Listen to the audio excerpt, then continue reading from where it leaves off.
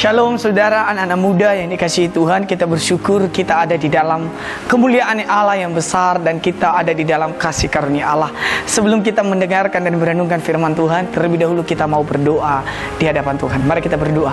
Tuhan, berikan kami hikmat-Mu untuk menerima firman-Mu, karena kami percaya firman-Mu membawa pemulihan yang baru dalam hati kami, membawa pemulihan jiwa, sehingga kami semakin hari semakin berkenan kepada Engkau saja Tuhan. Terima kasih Tuhan Yesus, terima kasih Bapa. Di dalam nama-Mu kami sambut firman-Mu. Haleluya, amin. Nah saudara yang dikasihi Tuhan, anak-anak muda dimanapun Anda berada saat ini, saya yakin dan percaya semuanya kita terpelihara oleh kasih karunia Tuhan Yesus Kristus. Nah, tema untuk kita renungkan hari ini adalah pemulihan hati. Kenapa hati kita perlu dipulihkan? Karena hati, kata Alkitab, adalah sumber dari kehidupan kita.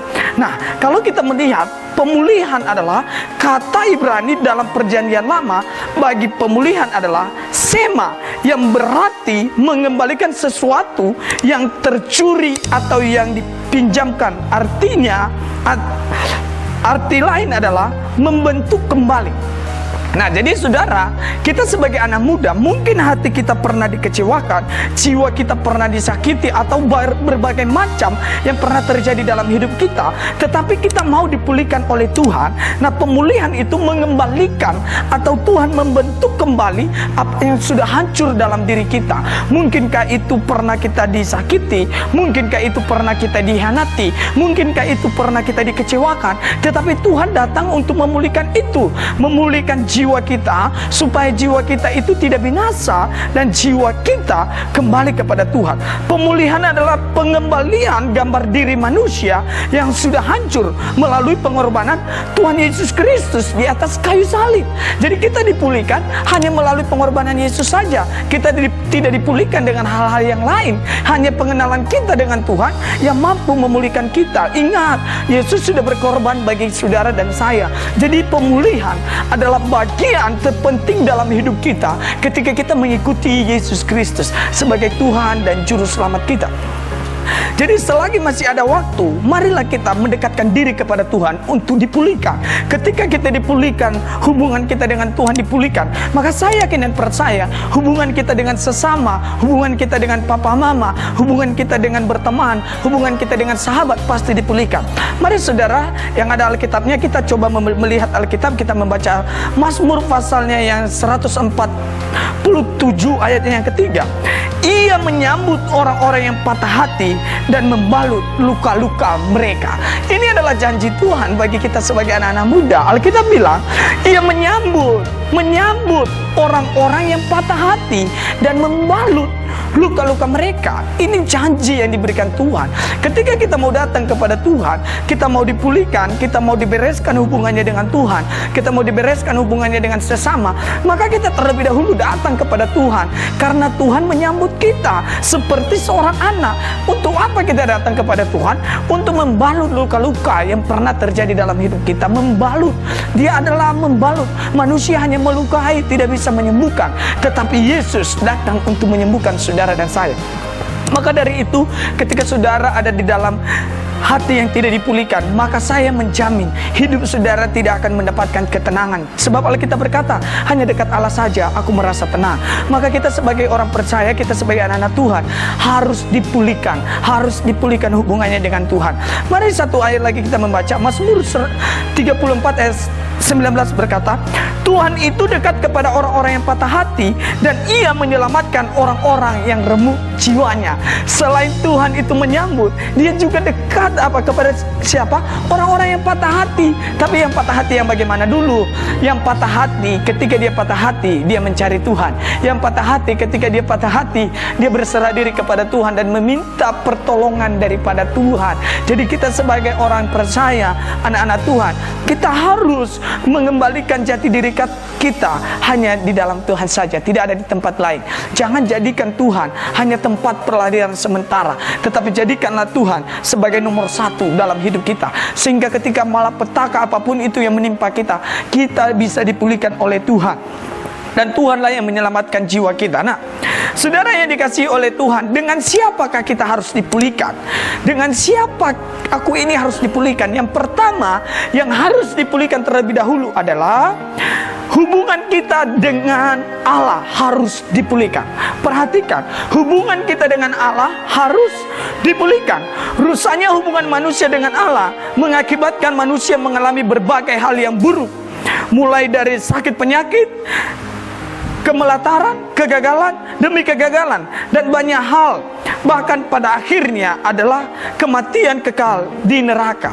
Jadi saudara yang dikasihi Tuhan Yesus Kristus, Alkitab mengajarkan kepada kita kalau hubungan kita dengan Tuhan, kita mengalami berbagai macam masalah dalam hidup, kita mengalami berbagai macam problema dalam hidup.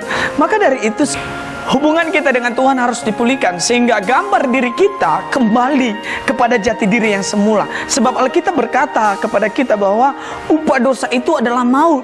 Maka ketika kita ada di dalam maut, kita bagian dari maut. Tetapi ketika kita ada di dalam Yesus, kita adalah bagian dari keselamatan itu.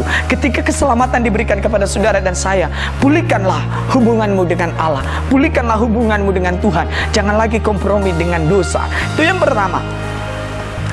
Yang kedua, kepada siapa kita harus dipulihkan?